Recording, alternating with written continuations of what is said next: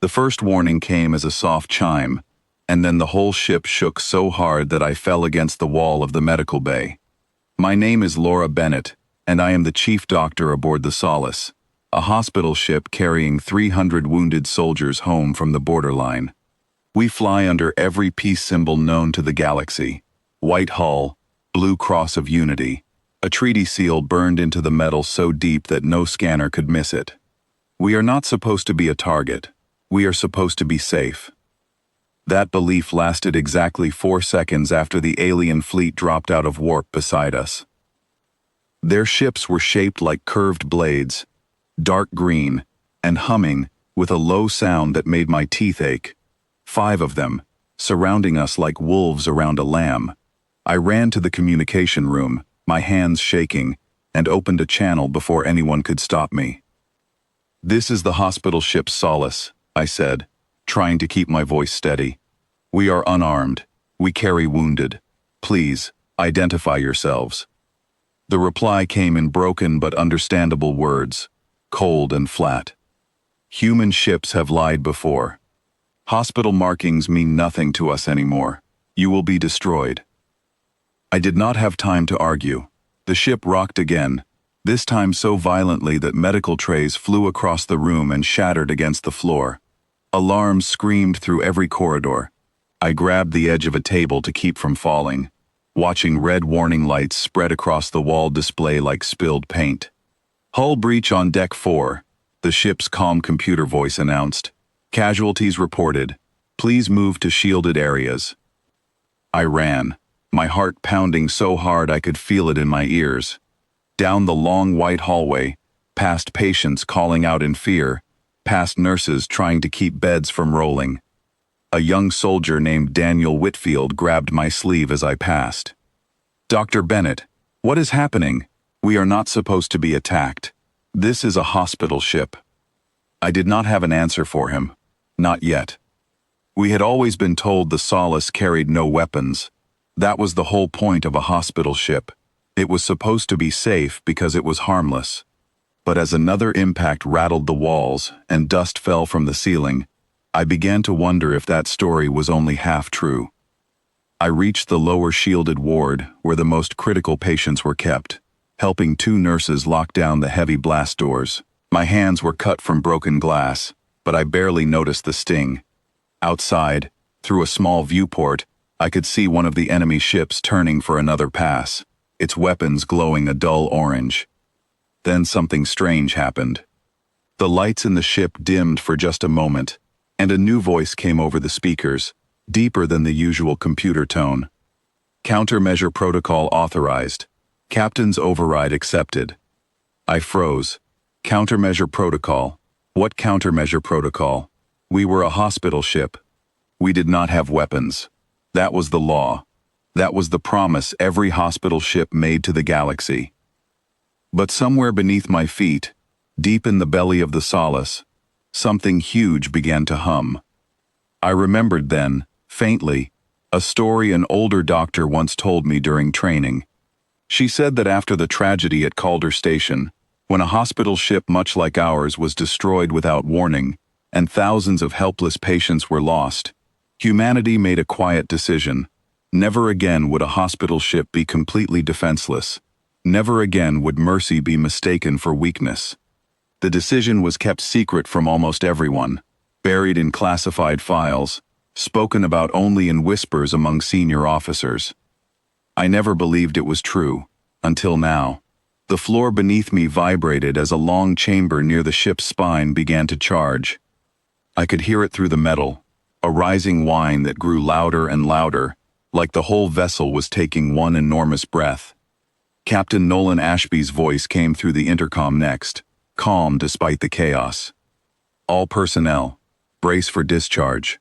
This will be the only shot we have. Everyone hold on to something."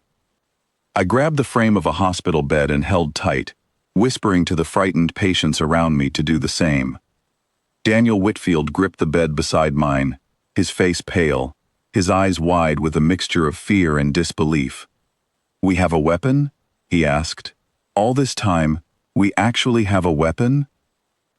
I did not know either, I admitted. Outside, the enemy ship that had been circling for another strike suddenly seemed to hesitate, as if their sensors had picked up on the sudden surge of energy building inside our hull. I imagined their confusion, their instruments telling them something impossible. A hospital ship should not have this kind of power signature. But hesitation came too late. The whole ship let out a single, thunderous release, a sound so deep it did not feel like sound at all, but more like the world folding in on itself for half a second. I felt it in my chest, in my bones, in my teeth. The lights flickered violently, then steadied. A long silver line shot out from beneath the solace, faster than my eyes could properly follow, cutting straight toward the lead enemy ship. The blade-shaped vessel staggered in space, its engines flaring bright orange, then fading into a dull, lifeless gray. Its momentum carried it slowly to the side, drifting, powerless, completely disabled. No explosion, no fireball, just a sudden and total silence from a ship that moments ago had been trying to destroy us. For a long moment, nobody spoke. The remaining 4 enemy ships pulled back sharply, putting distance between themselves and us, clearly stunned by what had just happened. A new voice crackled over our open channel, this one shaking with confusion. "You said you were unarmed." I stepped closer to the communication panel, my hands still trembling, but my voice finding a strange, steady calm. "We are a hospital ship," I said. "We heal. We do not want to fight, but we learned, a long time ago, that kindness without any protection gets mistaken for an easy target. We will not make that mistake again." There was a long pause on their end. Then, without another word, their remaining ships turned and disappeared into warp, leaving their disabled vessel drifting silently behind them, its crew likely stunned but alive, given a mercy they had not offered us. I let out a breath I did not know I had been holding, and turned back to my patients. The ward was in chaos, wounded soldiers frightened, nurses rushing to check on those thrown from their beds during the attack. Daniel Whitfield was staring at me, his earlier fear replaced by something like wonder. "You really did not know," he said slowly, "about the weapon." "No," I admitted, helping a nurse steady a fallen medical cart. "I always thought we were exactly what we looked like, harmless, just doctors and nurses and patients." "Maybe we still are," he said quietly. "Maybe that is exactly why it worked. We never wanted to use it. We only wanted to survive long enough to keep helping people." His words stayed with me as I moved through the ward, checking on each patient, treating small cuts and calming frightened voices. The ship's computer gave a steady update every few minutes, confirming no further hostile ships were approaching, confirming life support was stable, confirming the Solace could continue its journey home. Captain Ashby came down personally an hour later, walking slowly through the ward, checking on the wounded himself. When he reached me, I asked him the question that had been building inside me since the attack began. Why did nobody tell the medical staff about the ship's defenses? He looked tired, older than I remembered him looking that morning. Because the moment people know a hospital ship carries a weapon, some will start calling it a warship in disguise. The whole reason it works is because everyone, including our own crew, truly believes we are harmless. That belief is what keeps most attackers from ever testing us in the first place. Only a very small number of us even know the truth. And when they do test us, I asked, then we remind them why testing us was a mistake, he said simply. Just once. Never more than once. This ship was built to protect life, not take it.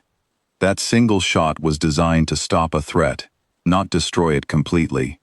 The enemy ship we hit will recover. Its crew will survive. They will simply never threaten a hospital ship again. I thought about the drifting vessel we had left behind, disabled but not destroyed. Its crew given a chance we ourselves had almost been denied. There was a strange kind of fairness in that, a balance between protection and mercy that I was only beginning to understand. Over the following days, as we continued our journey home, I visited Daniel Whitfield often during his recovery. He liked to talk about that day, about the sound the ship made, about the strange comfort of knowing that somewhere beneath all the beds and bandages and quiet routines of healing, there had always been something powerful enough to protect us, waiting silently, hoping it would never be needed. "It is strange," he said to me one evening, as the ship's lights dimmed for the artificial night cycle. "A ship built to heal people also had to learn how to defend them. I suppose that makes sense in a way. You cannot heal anyone if you do not survive long enough to try." I nodded, watching the stars drift slowly past the viewport beside his bed. "I think that is exactly it," I said. "We never wanted to be anything other than healers, but the galaxy taught us that sometimes, even healers need a way to make sure their kindness is not mistaken for weakness."